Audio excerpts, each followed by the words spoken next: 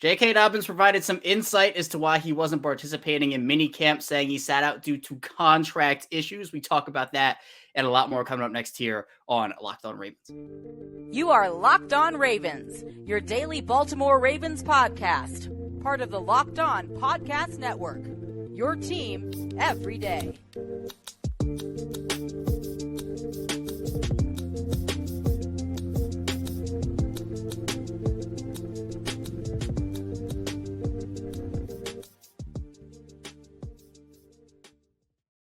Welcome into another episode of Locked On Ravens, your daily Baltimore Ravens podcast. I'm your host, Kevin Ostraker of Ravens Wire. We're here on the Locked On Podcast Network, your team every single day. Thank you so much for being here on this Purple Friday and making us your first listen each and every day. And today's episode of Locked On Ravens is brought to you by Birddogs. Go to birddogs.com/LockedOnNFL, and they'll throw in a free custom Birddogs Edit-style tumbler with every order, and we are free and available all podcasting platforms, including in video form on YouTube, where you can see me and my background, and Qadry Ismail, former Baltimore Ravens wide receiver, Super Bowl champion, got that red light going on as always. And Q, minicamp is officially over now. The Ravens had it, and the whole team reported, which was good, but not everybody was participating in practice. As we talked about J.K. Dobbins a couple weeks ago, the contract concerns, the tweets that he had, but ended up not participating at all in minicamp, and actually confirmed on WJZ that he was holding in. He sat out due to contract concerns, stuff that we had kind of talked about a couple of weeks ago.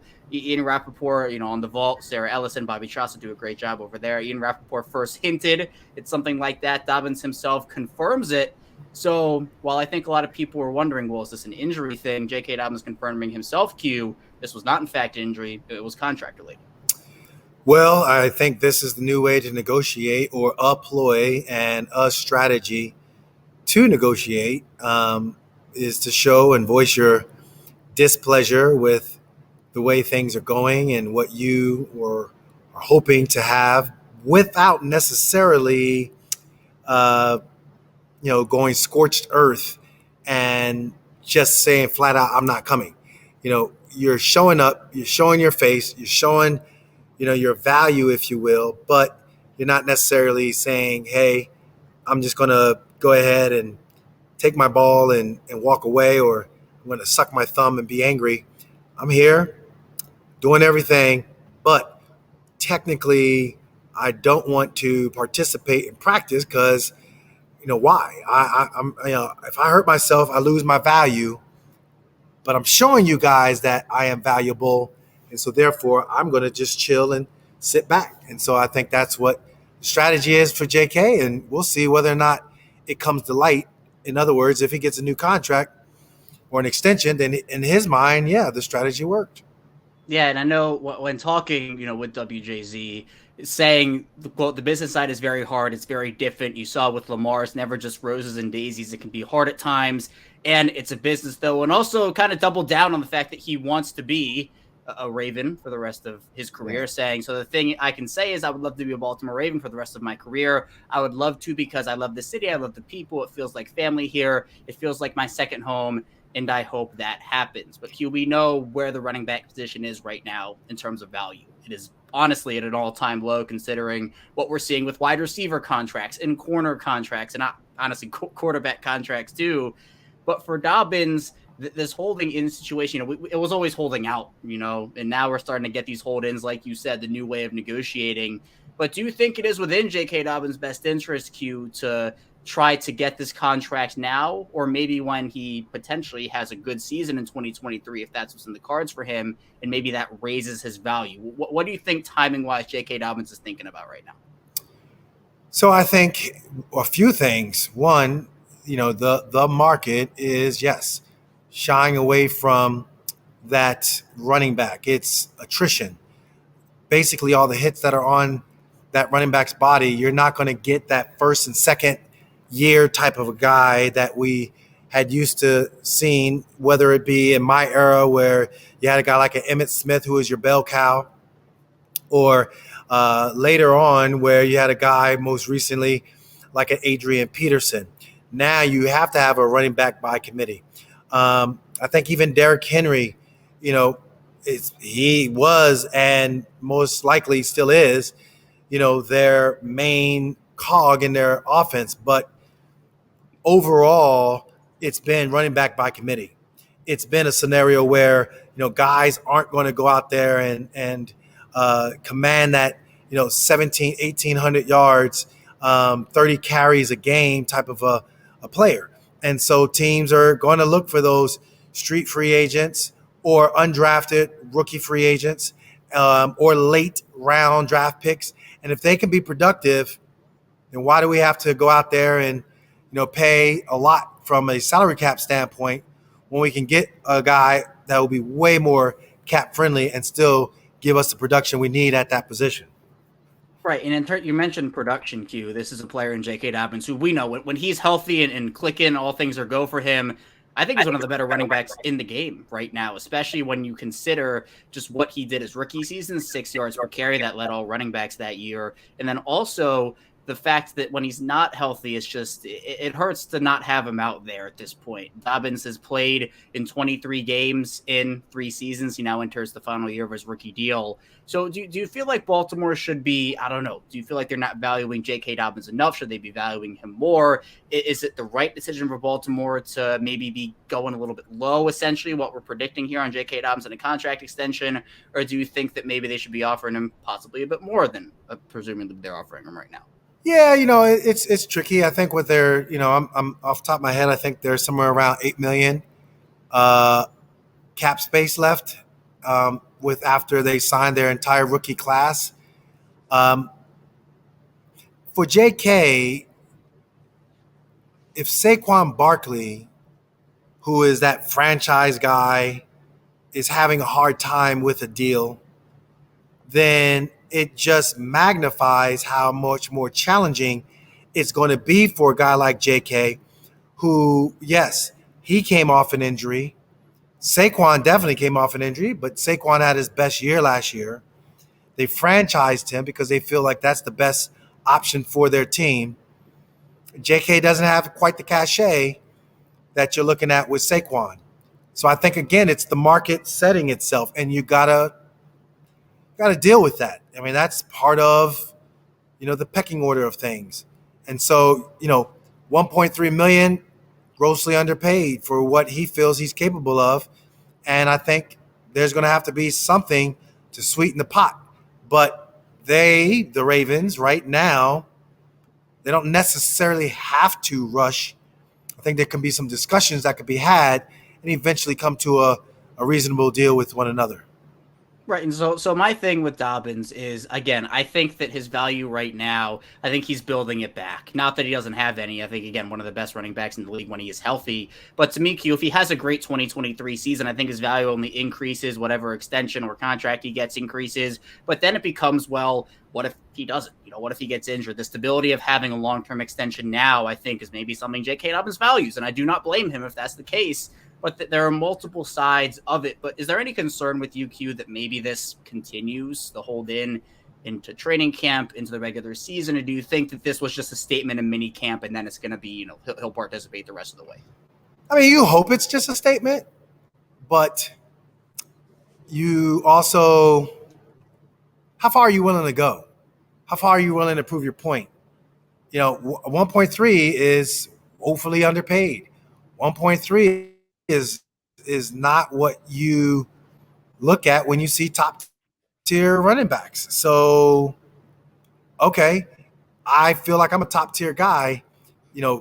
Somewhere in there's some other running backs, and I don't have the figures in front of me, but somewhere in there, I might not be Saquon, but I'm definitely better than 1.3. And so how far are you willing to go?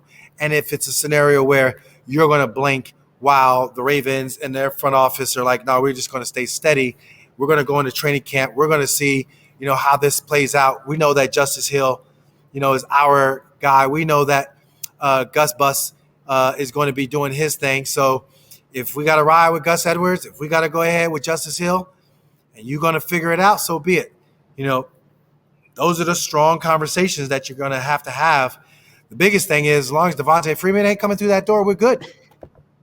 Maybe if Dobbins holds out, they bring him back. You never know. That would be, I think, that would make my whole year If not Dobbins holding out, I want Dobbins to be there and playing. But hey, you know what? Devonta Freeman practice squad with Dobbins, Edwards, and Justice Hill there. You can sign me up for that 100%. But coming up in the second segment, Q and I will be diving into Rashod Bateman a little bit. Q will be using his training expertise to provide some insight onto the latest with Bateman's injury and health status. So be sure to stay tuned. Plenty to talk about on Locked On Ravens. But first, this episode is brought to you by Birddogs, and Birddogs make you look good. I know that because I have multiple pairs, and trust me, they do make you look really good.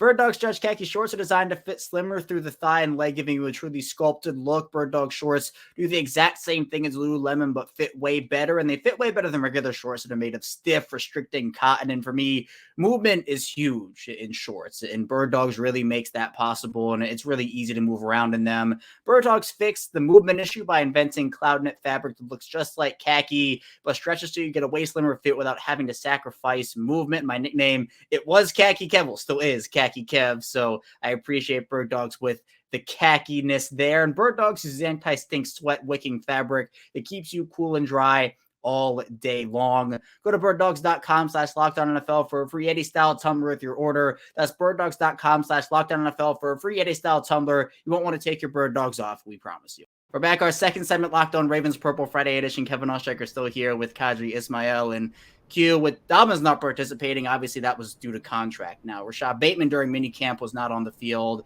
fully, and that was because of a cortisone shot. John Harbaugh kind of went into detail a little bit, saying the screws had come out. He obviously had the foot injury last year, Bateman did. The screws came out. That kind of helps with the discomfort of things. I think before the second update, there were a lot of people concerned about, well, what does this mean? Is the bone in a weakened state? Based off of everything that you know, Q, about this type of thing, on a scale of 1 to 10, what's your concern level with Rashod Bateman and where that foot is right now? So if in fact it is a scenario where the screw or the hardware, however it could be a plate as well, is out, and they have done that because he is on schedule to therefore have the next phase of it, which is running without that hardware, and that soft tissue plus the bone itself and all of the surrounding fascia has to heal itself and get stronger again. He should be on a PEMF, pulse electromagnetic pulsing device. If that is in play, it can speed up and continually help the bone do its due diligence and healing. Giving it a shot. Not that I'm not a fan of it, but if they feel like that's going to be something of an avenue to continue to help, with the recovery and maybe not be so biting with the tissue as he tries to plant and run, okay. There's plenty of time before training camp. And so that's the main thing. Like right now, hey, you mentally locked in? Yeah. You feel good about where you're at? Cool. If he's locked in, he's feeling really good about where he's at, then I'm not going to, sit there and berate him or try to make it seem like, oh gosh, here we go, now another, nah, this doesn't count. He is not getting a statistic whatsoever for any catch that he makes right now. Sure, it's going to make it a little bit more evaluation-wise for Todd Monken to look at things, but so what? He's been there, done that. I think this is a scenario where, all he has to do is continue to progress and be ready for training camp. Yeah, again, that's the trade-off, right? Where I'd much rather, the organization would too, I'm sure everybody would rather have no snaps being taken now as he gets that foot back to 100% or as close as he can, as opposed to him doing stuff on it now at whatever percentage it's at, 70, 80, 85, whatever, and having more of a chance for re-injury. But Q, that's where I wanted to go next. What's kind of the concern level in terms of re-injury with this? The longer it goes on, I think obviously the more recovery time you have, the less hopefully risk of re-injury there is. But are these types of injuries things that you worry about re-injury with, especially early on in the process?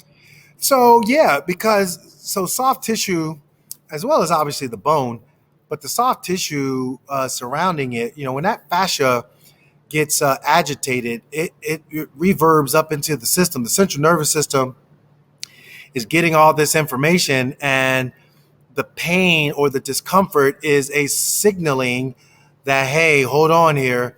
we're not done healing. And for him, it's violent. I was looking at the one video that was captured of the one drill, the receiver drill, where, it was cones that were tightly together, and you could see where they had to violently cut, and then you come up and make the catch. And I've seen drills like that where, man, it looks so easy from the non football eye. Oh yeah, that's easy drill, man. That jazz, you're putting so much force into the ground, and you're trying to figure it out. And if that, causes you to lose concentration, causes you to do something. When I say do something, it causes you to put yourself in a position where you overcompensate. Now you're probably looking at a sore knee. Now you're looking at a lower back. You're looking at things that can bother you, and that's what you don't want to have. So again, throwing caution to the wind, making sure that the little details of healing is in place, and not just taking it for granted.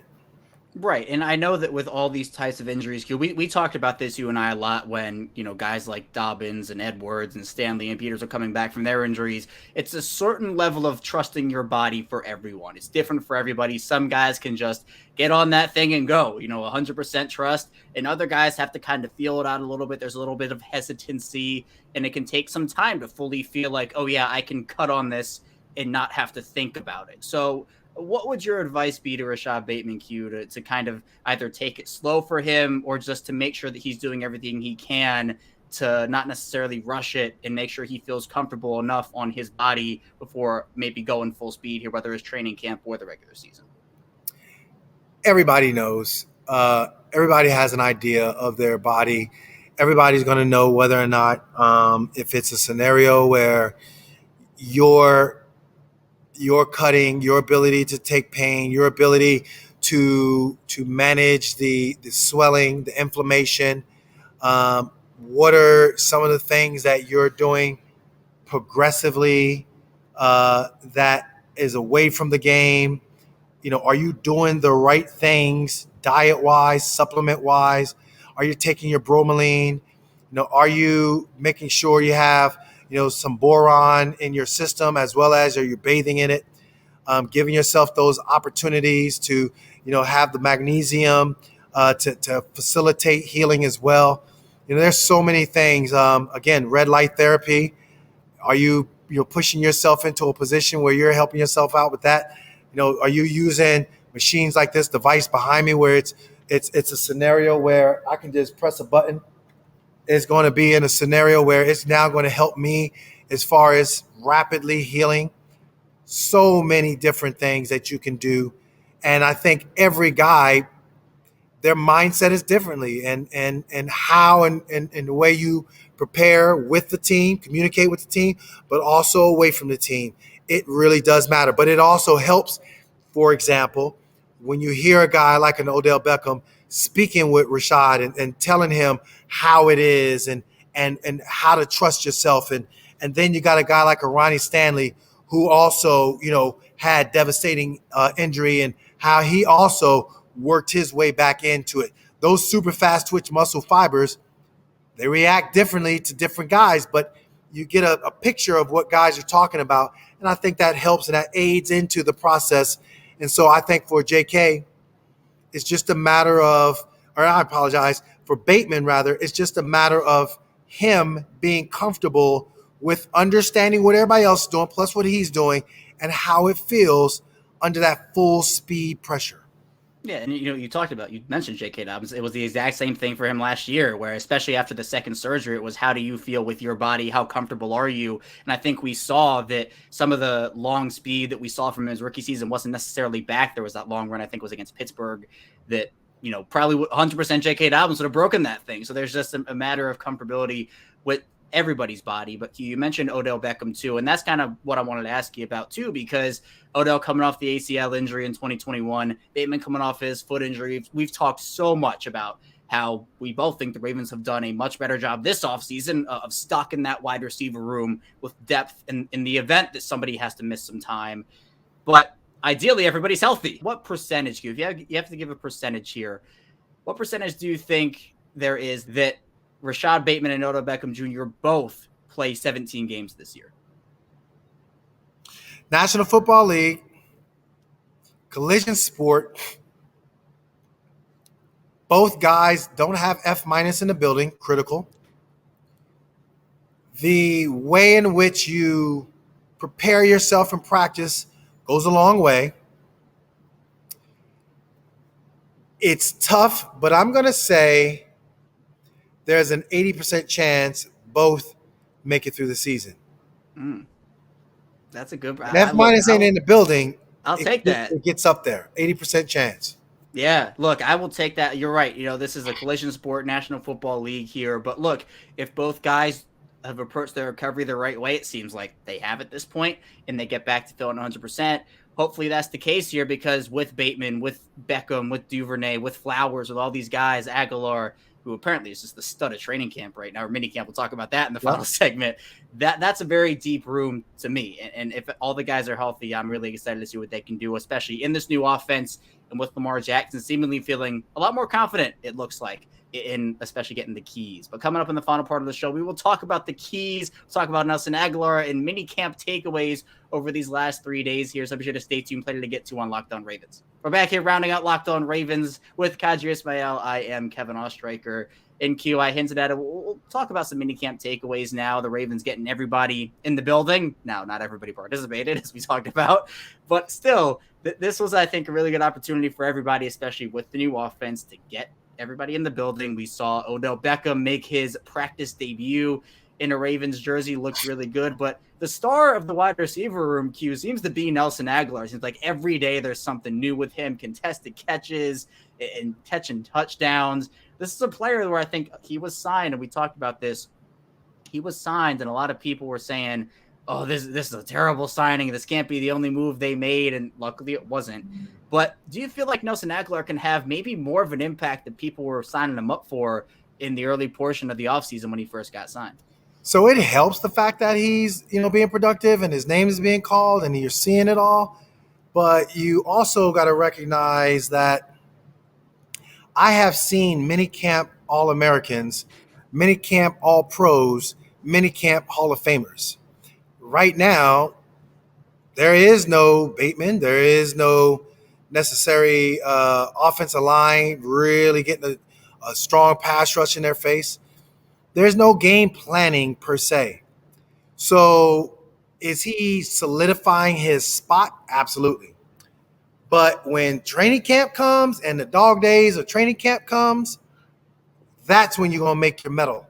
When you look at what's going on when it comes to going up against other guys in preseason, who are they going to have a joint practice with? Is it the Commanders? The Commanders, yeah. It is Commanders. Good. So we're going to see how you look one-on-one, because when you're going up against your boys, you kind of got a familiarity with them, and you kind of, did your move, 5 times too many, and yet they still bid on the same move. Well, now let's go against some corner whose job is on the line, not named Marlon Humphreys, and you got to compete against him and see how it all unfolds. And that's not a knock. That's just the reality. Speaking the reality of it all, not necessarily like, oh, wow, this is great. No. The process has to be the process. He's gone through that process now. Continually just put my name on the map, continually just make deposits. And yeah, they're going to probably go down to Florida. They'll get more on the same page. That'll even be even better. Heck, he was down in Florida earlier when Lamar was in the midst of, all right, cool, now I'm back. And you see it pay off. So I think that's a part of the opportunity he had with Lamar, and it paid off. Let's continually see it.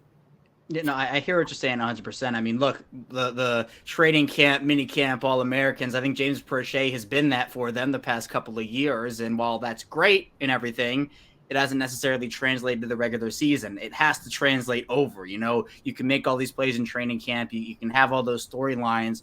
But if you're not helping the team when it actually matters, that's a whole different conversation. But Q, on the offensive line, and I know we talked about this a bit last week, but now we have a little bit more to talk about, because the Ravens' 6th round rookie, Salah Muvailaulu, has gotten some first team snaps, which I think a lot of people were saying, oh, well, this is going to be a developmental guy, not going to play a lot. That was me. But left guard, he's been getting some snaps here. Ben Cleveland, it seems like his stock is down right now. Daniel Falele getting some run at left guard as well. Would you be shocked if this wasn't, we talked about Ben Cleveland a little bit last week, but would you be shocked if the Ravens put Saleh in there and say, you know what, week one, go out there and let's do this thing? Caution to the wind, only in this regards. When it comes to what they did in camp, it was nowhere near physical because they know I think John Harbaugh was probably one of those coaches that got reported on. Reporting meaning that the NFLPA negotiated with the NFL, mini camps and all this jazz can't be all hardcore, beat guys down. Y'all got to chill. And we've seen even just recently Bill Belichick, I think he got personally fined because he jacked it all up, a 6-figure fine. So I'm not tripping.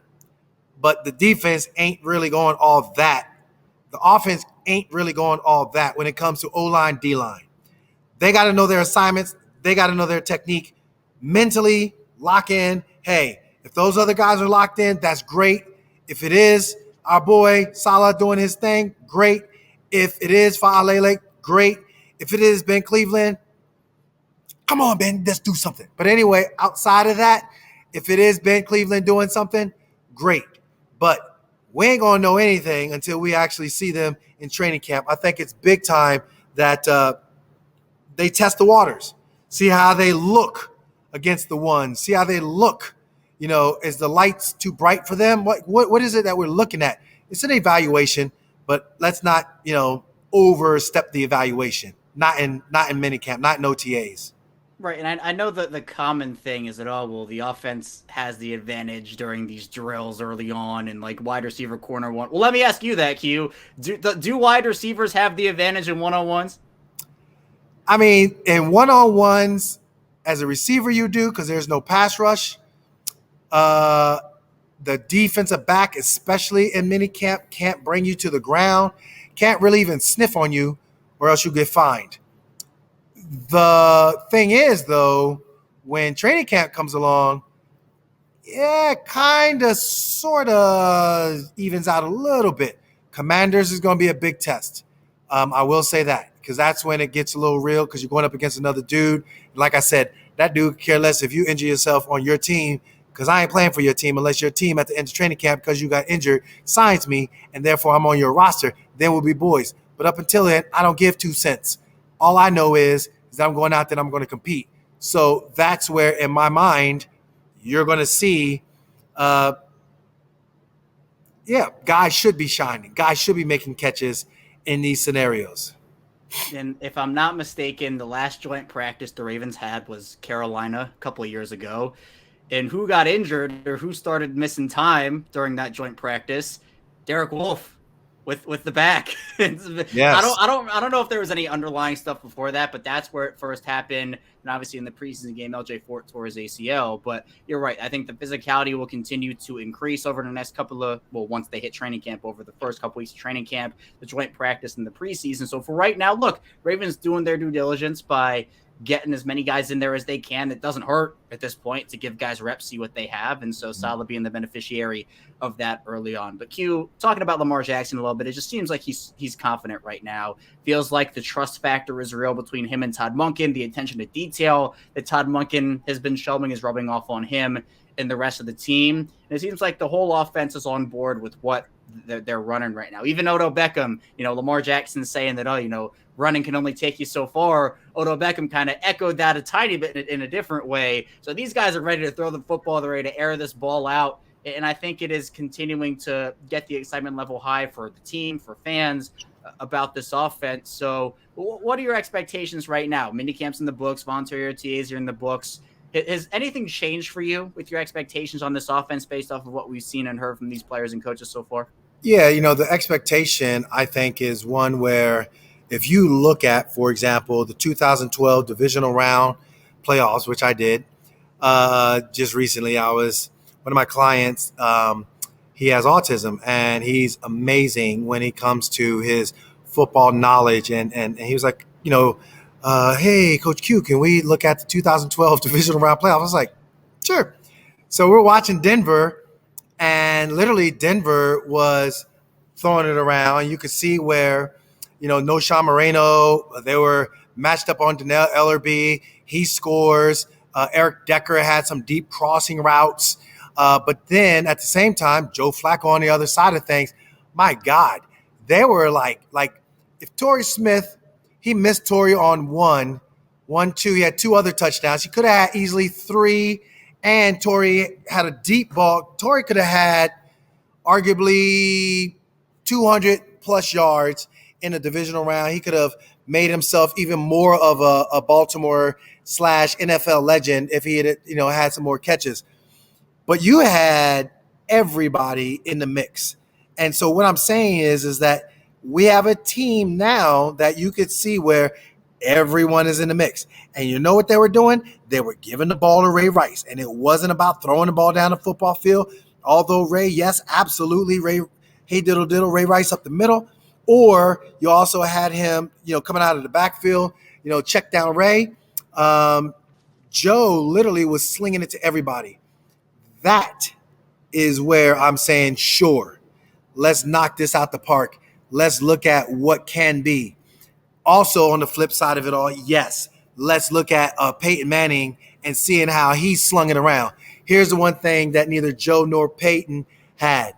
They ain't have nowhere near the dynamic ability that Lamar Jackson has, the dynamic playmaking ability of his legs as well. So he can extend plays. He can make a guy look silly by running the ball. And again, I keep saying this. Like, if I'm slinging it to everybody, could you imagine fresh leg Lamar? I mean, bruh, we're talking week 16 and 17. Like, what is Miami thinking? What is Pittsburgh thinking? Oh, my goodness. We are going to be like talking about some, woo, he's going into the playoffs feeling good because he doesn't have to run. I run when I want to run. So, yeah, J.K. and company, they're going to feast. Tight end group, Kohler and company, they're going to feast. Oh, you heard me say that. That's right. See, Isaiah likely is going to get his regardless. He's like the dude in the middle that's just going to feast. Mark Andrews, right now, baller. We understand it. He's going to get it, but Kohler. Anyway, as I was saying, if I was rudely interrupted, you're going to look at the receiving core. The receiving core, I'm telling you right now, just as we saw in the 2012 game, there's going to be a guy that is going to be the go-to guy, and that guy is the likes of an Anquan Bolden, a.k.a. OBJ. Bruh, we're living large. I think we're going to have a better third receiver than Jacoby Jones. But Jacoby, what happened when his number was called? Yeah, okay, the Mile High Miracle. He had other plays where he could have had, I think it was like a real easy route into the flat, and he actually dropped it. But the point I'm making is that I don't see this group faltering. I see this group rising up, and I see this group having what we know to be is a very solid and strong opportunity to make plays, and the ball will be spread around. Right. I think Todd Monken is a breath of fresh air in that regard, too, because I think he understands and knows how to utilize everybody's skill sets to their maximum and what they're good at. I think Greg Roman had some of that, but not as much. Like we saw Patrick Ricard in the slot, I think, 1 or 25 too many times when he was out there. I think Patrick Ricard has a skill set that can be valuable to the Ravens, but I think you want to see everybody being used in the way that can help the team win at the highest potential, not necessarily hurting yourself by giving guys roles that aren't meant for what they're capable of. So to me, I'm excited for this offense. They're not completely tearing it down. There will still be things from the previous offense, but Todd Monken is going to add his stuff into it, and I think is going to be really, really good for this team. But Q, I appreciate you. Thank you so much for being here again for this Purple Friday. And now, I talk about lull period. Now we really are in that because minicamp is done. The team has their little vacation, but I feel like training camp's going to be here before we know. So it'll all be all right.